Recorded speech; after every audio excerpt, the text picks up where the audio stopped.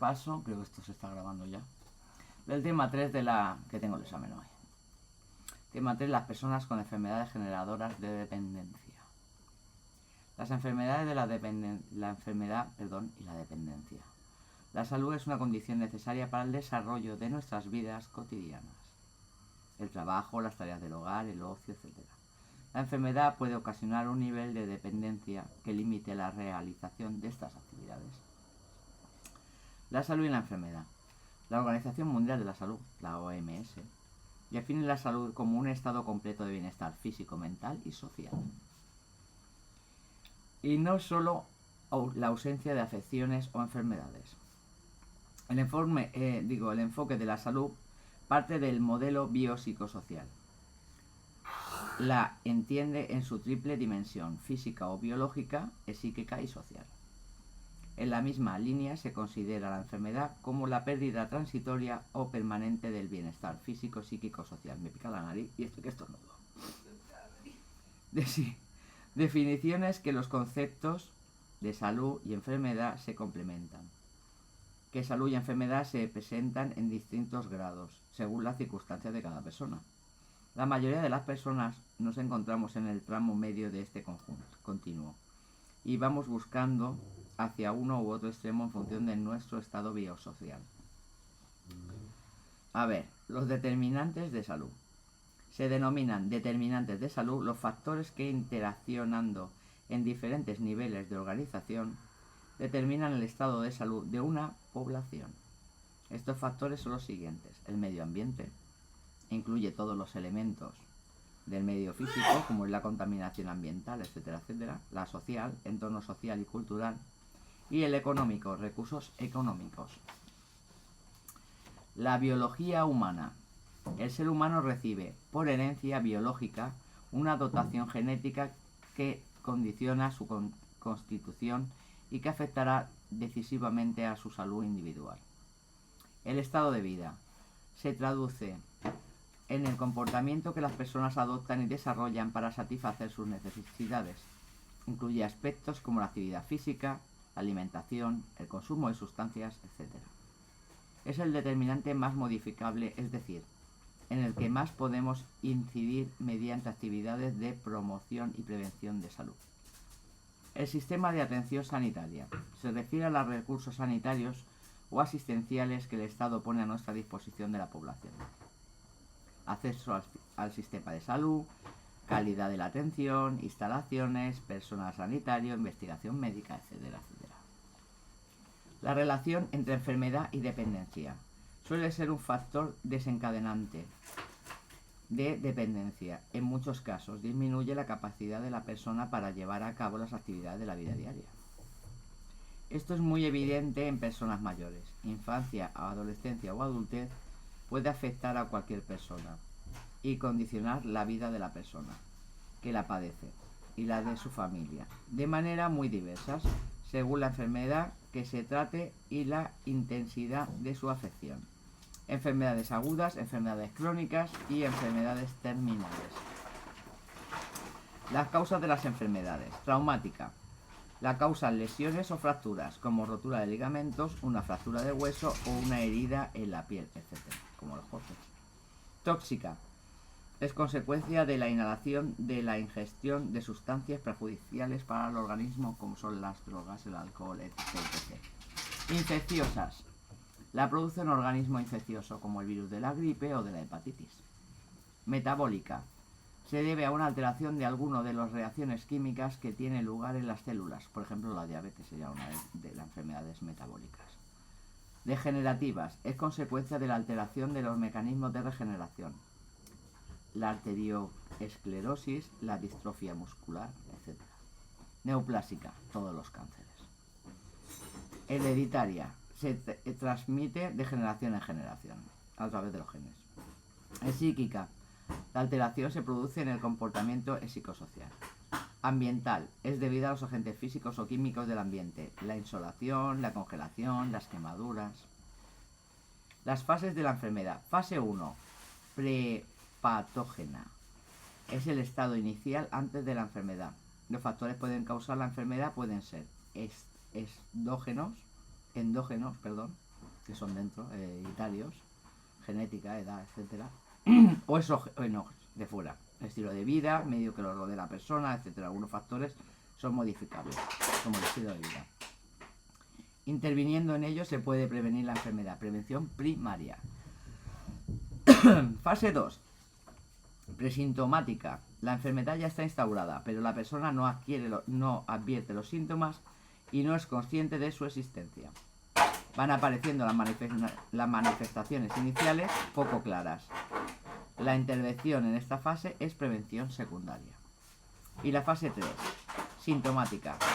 Las manifestaciones, bueno, mi marido para de hacer ruiditos, manifestaciones generales y específicas de la enfermedad ya son evidentes y permiten realizar el diagnóstico y su consecuente tratamiento. Prevención terciaria. Padre, ¿por qué hace usted tanto ruido? Por favor. Fase 4 de resolución. La aplicación del tratamiento conduce al desencadenamiento de la enfermedad, que puede ser la curación definitiva de la enfermedad, la curación con secuelas, la cronificación de la enfermedad o la muerte del paciente. Si la muerte no llega, el círculo se reinicia con una nueva fase prepatógena. El afrontamiento de la enfermedad. Cada persona vive la experiencia de la enfermedad de una forma particular e irrepetible y reacciona de una manera individual ante las noticias sobre su progresión de su enfermedad. Factores que intervienen en la reacción de la persona. Todo esto son los resúmenes que he hecho, Murete. Hay una serie de factores que intervienen en la interpretación y la vivencia de la nueva situación de enfermedad. Algunos de los más importantes son el tipo de enfermedad. Puede ser aguda o crónica, invalidante o no, progresiva o degenerativa, etc. El temor a la enfermedad, a sus efectos, a su progresión o al tratamiento. Pueden conllevar dolor y malestar o provocar dificultades fisiológicas que pueden hacer progresivas con el paso del tiempo. El efecto sobre la independencia. La enfermedad en ocasiones repercute en las actividades de la vida diaria. Y si es así, hay que valorar cuáles se ven afectadas y en qué medida, etc. La recuperación de la vida familiar, laboral y social. Padecer una enfermedad puede provocar ciertas modificaciones en el sistema de funcionamiento de la familia y puede comportar el funcionamiento de determinados planes de vida. Las características de la personalidad del paciente serán fundamentales a la capacidad del afrontamiento que presente para sufrir y adaptarse a la situación. Y seguimos, porque esto no se acaba. La edad y el sexo también influyen. Y hoy, por favor, estoy grabando, callarse. Y otras características personales. No es lo mismo que la enfermedad aparezca en la vejez, periodo en que es más previsible, que en la infancia o en la juventud. Las experiencias anteriores, la persona puede haber sufrido enfermedades similares o haber vivido situaciones parecidas. Luego están las creencias personales. Las creencias religiosas pueden ayudar a mitigar el sufrimiento y el temor a la muerte, si ésta parece próxima. Los recursos que se poseen para afrontar la enfermedad. Se debe considerar si hay familiares o personas próximas para atender a la persona enferma. Las ideas acerca de la enfermedad en el entorno. Es determinante saber cómo se concibe la enfermedad en el entorno próximo o en la sociedad, porque hay enfermedades que no están bien vistas. La reacción ante la enfermedad. Provocará reacciones emocionales y conductuales en la persona. Más habituales son las siguientes. Negación y frustración. No querer creerse la realidad es la primera reacción, dando lugar a un sentimiento de incredulidad e impotencia. La irritabilidad. Se elevan los niveles de enojo, hostilidad e intranquilidad. Está la ansiedad. La persona percibe la enfermedad como una amenaza que le causa malestar y un miedo difuso que no sabe canalizar adecuadamente. La desconfianza. Se agudizan los comportamientos asociados a la desconfianza y a la persona enferma se muestra más tensa, ansiosa e insegura. Inmadurez, en el sentido de que la persona vuelve a conductas de etapas de su vida superadas. La apatía, la falta de motivación por su nueva situación lleva al desinterés y a la inactividad. Comportamientos desadaptados también pueden haber. La persona se comporta de manera alegre y muestra una expresividad emocional exagerada ante la situación, como si la enfermedad no fuera una ya. Vamos al 3.2.3. La información de la persona enferma. En los momentos de las recaídas, las personas reclaman información sobre su situación. Se consideran tres modelos en la gestión de la información. Está la ocultación de información, que es la reacción de carácter paternalista. Actualmente no es un modelo válido. Información completa es el caso opuesto y consiste en proporcionar a la persona toda la información sobre su enfermedad, su pronóstico y las consecuencias que va a tener sobre su vida, aunque no lo solicite, que tampoco está bien visto. Y la que sí que está bien vista es la información individualizada. Cada uno asume su enfermedad de manera diferente y la cantidad de información que desea recibir también es diferente. Necesidades para las personas con enfermedades agudas. Una enfermedad aguda o proceso agudo es un problema de salud grave de corta duración y que se resuelve rápida con el tratamiento o la intervención quirúrgica. Las personas que sufren procesos agudos se pueden clasificar en dos grupos. Pacientes ambulatorios, en su caso, se atienden en el centro sanitario con un tratamiento farmacológico o una cura, pero no precisan ingreso hospitalario. O los pacientes quirúrgicos, son los que son intervenidos quirúrgicamente en un centro hospitalario.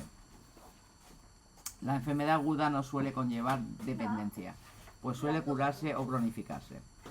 Los TAPS solo tienen dos situaciones relacionadas con la dependencia en las que se podrá requerir su intervención: la convalecencia, que cuando está recuperando, y la incidencia de la enfermedad aguda en las personas mayores, que los mayores sabéis que tardan más en recuperarse y pueden tener problemas. La convalecencia. Ese periodo transcurre entre el fin de una enfermedad o una intervención quirúrgica y la completa recuperación de la persona. El curso y duración de la convalecencia puede ser muy variado dependiendo de distintos factores: la gravedad de la enfermedad y su duración, la duración de la convalecencia, si ha habido intervención quirúrgica, el tiempo de permanencia en la cama, los cuidados recibidos y la edad, las condiciones físicas y el estado de ánimo. La convalecencia en cama. La persona puede verse sometida a tratamientos, permanencia en cama e inactividad durante una temporada más o menos duradera. Puede provocar un distanciamiento de sus actividades habituales. La persona puede acostumbrarse a estar inactivo y no esforzarse por progresar a la vida habitual. De vista de la dependencia es de primera magnitud. Por el contrario, la persona puede experimentar una gran ansiedad por reintegrarse a sus actividades cotidianas. Pueden generar problemas de ansiedad que pueden afectar negativamente a su recuperación. El encamamiento requerirá la prestación de apoyos para la realización de actividades básicas, en grado diferente según la capacidad de ayuda que retenga la persona. Ay, me estoy quedando sin saliva, tengo la boca seca. Tener en cuenta: es muy importante la actuación de la persona cuidadora para fomentar la autoconfianza, el deseo de recobrar la normalidad, el optimismo, etc. La convalecencia en el entorno familiar.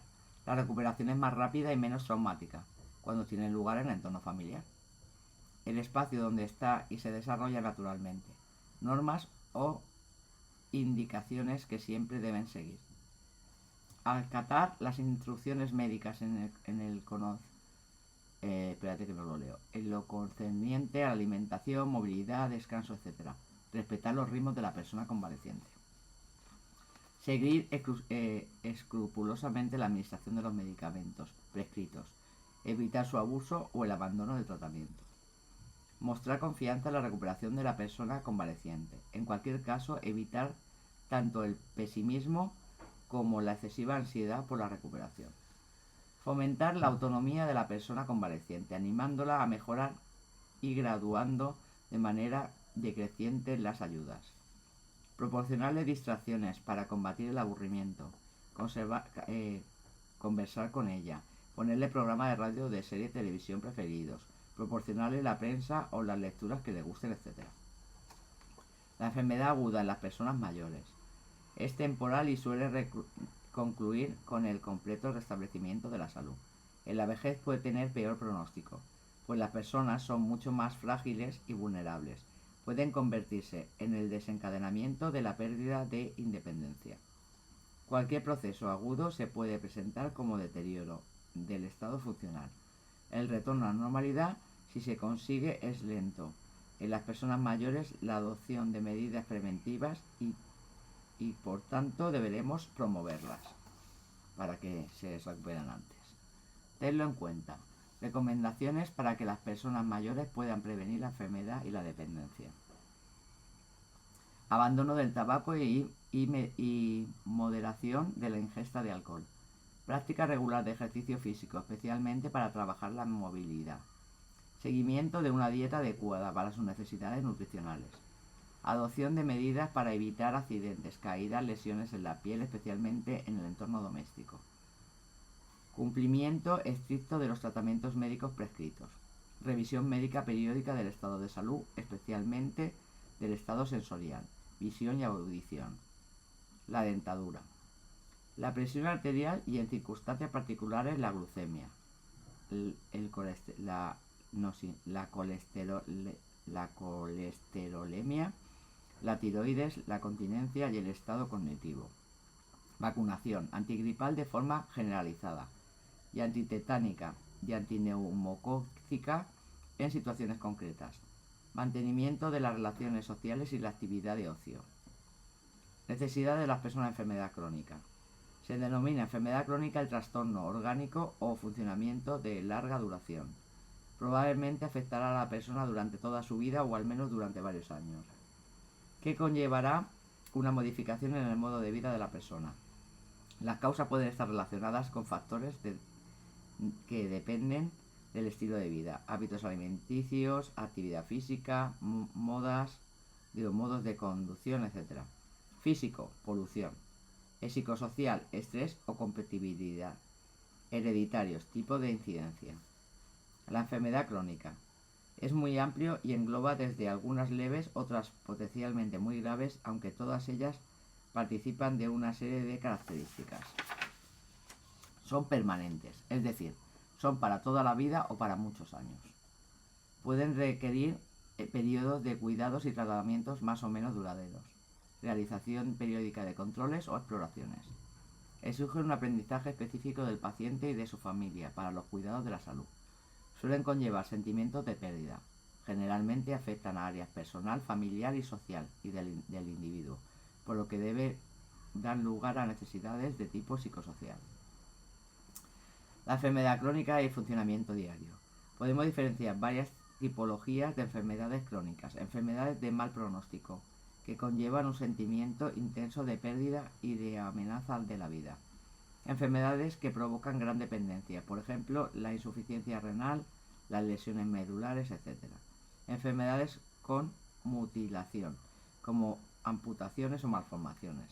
Enfermedades que cursan con dolor crónico, por ejemplo, la artritis reumatoide y la fibromialgia. Enfermedades que precisan modificaciones en el estilo de vida para su evolución favorable.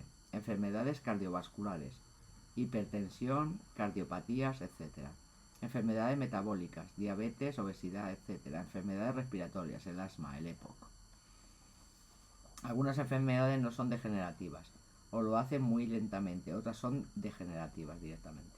Algunas tienen un deterioro progresivo de la función, sus manifestaciones son cada vez más severas e incapacitantes. La artrosis, el Parkinson, el Alzheimer, la distrofia muscular, el SIDA y la esclerosis múltiple, entre muchas otras, claro. La reacción ante recaídas y la progresión de la enfermedad suelen requerir tratamientos que no siempre responden a las expectativas de la persona enferma, deposita en ellos, de modo que son frecuentes las recaídas o la frustración, al comprobar que la enfermedad no evoluciona tal como la persona desearía. Esta fase se vive con mayor incertidumbre y con desánimo. Los motivos para ello son evidentes. La experiencia anterior de enfermedad despierta recuerdos y emociones negativos, lo que facilita que el paciente sienta más miedo. La persona enferma cuestiona la aceptación de nuevos tratamientos cuestiona la aceptación de nuevos tratamientos, pues los anteriores no han dado los resultados específicos. Aparecen una serie de reacciones emocionales que no siempre serán fáciles de manejar, como la desconfianza, la desesperanza, la impotencia o la depresión. Necesidad del paciente crónico. Ya hemos indicado que la aparición de un proceso crónico implica cambios en todas las dimensiones de la persona enferma. Área personal, área familiar, área social. Estos cambios se van a traducir en unas necesidades específicas en cada una de las 6 áreas. En el área personal los cambios serán malestar físico y emocional, cambios en los patrones de sexualidad, pérdida de la independencia, modificaciones en la escala de valores y en la filosofía de vida, alteraciones en la autoimagen, sentimiento de impotencia y desesperanza, miedo a lo desconocido, respuestas depresivas, de negación o de agresividad, modificación del autoconcepto y de la autoestima, las necesidades que necesitan en este área, cuidados personales, actividades de la vida diaria, apoyo psicoemocional y apoyo afectivo. En el área familiar los cambios podrían ser pérdida del rol del enfermo, cambio en el rol de los demás miembros de la familia, separación del entorno familiar, problemas de comunicación con la familia, y las necesidades serían capacitación familiar y de cuidadores, grupos de apoyo e intervención en familias. Y el área social, los cambios serían cambio de pérdida del estatus social, de la pérdida o cambio de trabajo, aislamiento social, cambio en el nivel socioeconómico, cambio en la utilización del tiempo libre, y lo que necesitan son integración sociolaboral, comunitaria e integración en el ocio. La atención del paciente crónico será individualizada en función de sus necesidades específicas. Valoración inicial previa. Se considera que una valoración previa son las enfermedades, la enfermedad, tipo de enfermedad, manifestación, si es degenerativa o no, afectación funcional, etc. La recuperación de la persona es en el aspecto funcional, físico o psicoemocional. Los recursos personales, la capacidad de adaptarse a la nueva situación y de enfrentarse a ella de una manera activa y positiva. Viene determinada por los recursos de afrontamiento de la persona. Las limitaciones para afrontar la enfermedad incluyen la consideración del entorno, aislamiento social, voluntario o involuntario y falta de conocimientos. La red de apoyos. Deben valorarse los recursos de apoyo naturales, familia, amistades, vecindario, etc. y organizados, voluntarios y servicios sociales, con los que se puede contar para que la persona enferma reciba ayuda. Seguir el tratamiento prescrito. Una enfermedad crónica sin ninguna intervención y dejada a su evolución natural acabará derivando en un grave riesgo para la salud y el bienestar de la persona. Es necesario seguir el tratamiento indicado. Se orientará en varias fuentes, siendo un orden progresivo. Primer objetivo. Consistirá en tratar y curar la propia enfermedad o los efectos derivados de ella. Si lo anterior no es posible, se orientará a evitar que la enfermedad progrese. En cualquier caso, se mantendrá como objetivo la mejora de la calidad de vida de la persona, lo más normalizada posible.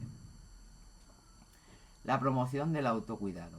Las enfermedades crónicas, si la persona desarrolla un autocuidado adecuado, puede disfrutar de altos niveles de autonomía y un buen nivel de calidad de vida.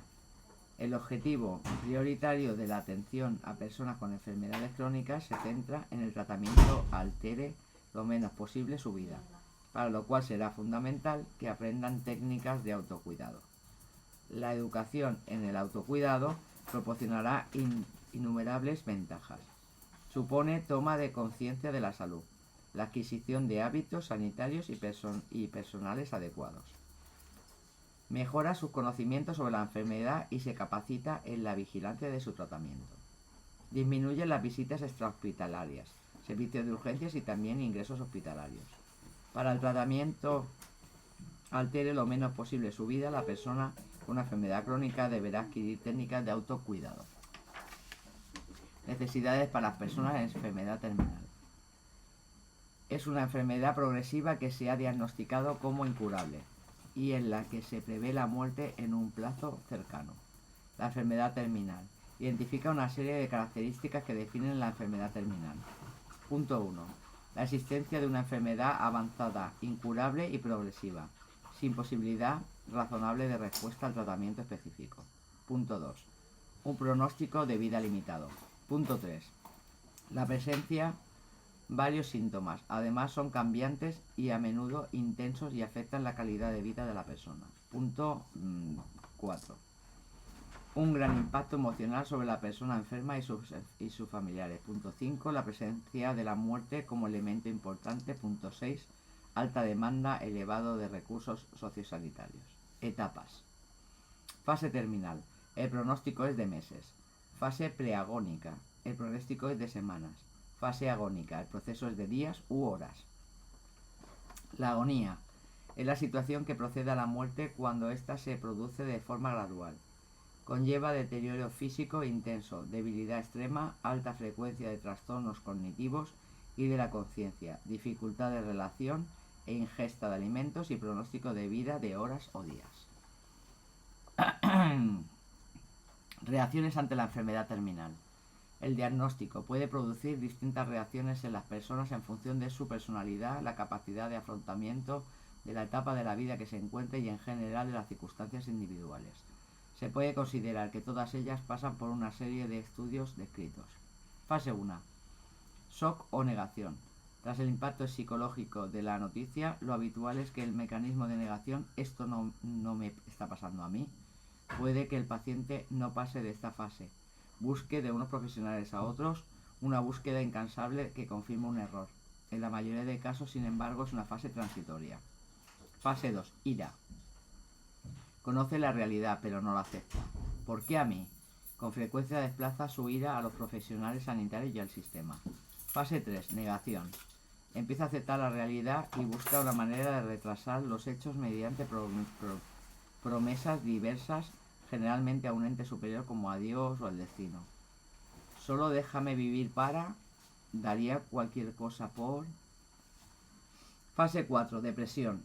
Cuando fracasa lo anterior, se hace evidente la realidad. La persona puede caer en un estado de depresión grave. Estoy muy triste. ¿Cuál es el sentido de esto? Momento que siente el dolor de la separación definitiva. Quiere aislarse. Dificulta la convivencia y rechaza los tratamientos y cuidados. Fase 5. Aceptación. Acepta el estado inevitable de su enfermedad e intenta comprender el periodo en el que se está enfrentando. Voy a estar bien, necesito seguir adelante. No hay negación, ni odio, ni enojo, ni depresión. Necesidades del paciente terminal son las siguientes. Necesidades de información. La información que se les debe proporcionar respecto a su estado y evolución se tiene que dar de manera lenta y controlada hasta donde la persona desee saber o sea capaz de soportar. Necesidad de cuidados físicos. Se priorizan los cuidados paliativos, destinados a aliviar el dolor y el sufrimiento. Necesidades de apoyo psicológico y espiritual. Requiere un clima de serenidad, disponibilidad, de aceptación de su situación y del conjunto de su vida. Necesidad de comunicación. En ningún caso hay que descuidar la comunicación con la persona enferma. Comunicarse a través de los canales habituales, como hablar y todo eso. Y también los no verbales.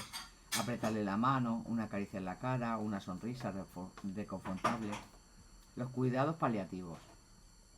Encaminados a conseguir que la persona tenga una muerte digna, libre de sufrimientos físicos y psíquicos, causados por el dolor u otros síntomas acompañantes. Manifestaciones de la enfermedad. Mantener una vigilancia general. Aliviar o evitar el dolor.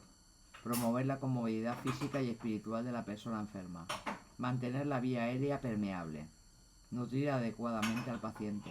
Mantener la integridad de su piel. Satisfacer sus necesidades de eliminación. Mantener su temperatura y evitar la aparición de infecciones. El duelo. Es el conjunto de respuestas que aparecen tras la pérdida de un ser querido y dura hasta que recobra su equilibrio. Fases del duelo. Fase 1. Aturdimiento. Produce una reacción de shock inicial cuya duración varía entre unas horas y unas semanas. Supone en realidad un mecanismo de defensa. Fase 2. Tristeza intensa. Episodios de inquietud, cólera, ansiedad, acusaciones y sentimiento de culpabilidad suelen superarse en pocas semanas. Fase 3. Desorganización. Se toma conciencia de la pérdida, pero aparecen momentos de depresión, que poco a poco van siendo menos frecuentes, duran unos meses. Fase 4. Reorganización. La recuperación satisfactoria del duelo. Se asume la pérdida y se replantea la nueva situación de cara al futuro. Todo este proceso suele durar entre 6 meses y 2 años, pero la parte más dolorosa dura entre 10 y 15 días. Duelo patológico. Cuando su duración o su intensidad son anormales y por tanto los efectos del duelo no han sido vividos o no han finalizado. Sería crónico cuando se prolongue excesivamente, no se consiga asumir la pérdida y aparezcan conductas desadaptativas. Será exagerado cuando conlleve una relación emocional tan intensa que puede acabar en depresión grave e incluso en adicción a sustancias tóxicas. Y falta de duelo. Situaciones que mantengan una vida normal y no muestren ninguna reacción emocional visible. Factores que influyen en la elaboración del duelo. Características de la persona fallecida. Edad, sexo, personalidad, papel que ejercía en la familia, etc. Características que han rodeado la pérdida. Causa, evolución y duración, grado de sufrimiento, etc. Aspecto psicosocial de la persona doliente. Situación económica o sociolaboral, obligaciones personales, por ejemplo, el cuidado de los niños, edad, estado de salud, creencias religiosas, duelos previos, cercanía, etc. La atención a las personas enfermas. La enfermedad implica una dificultad para mantener las actividades y responsabilidades habituales y afecta emocionalmente a la persona, lo que incide negativamente en su estado y de su recuperación. La relación de ayuda. Se entiende como la manera de desarrollar el acompañamiento, el cuidado y el apoyo a la persona enferma. Existen 3 actitudes básicas para prestar atención de ayuda. Empatía. Capacidad para comprender las emociones, los sentimientos, las vivencias y los pensamientos de los demás. Autenticidad. Consiste en la congruencia entre lo que se hace y lo que se siente. Implica actuar con sinceridad.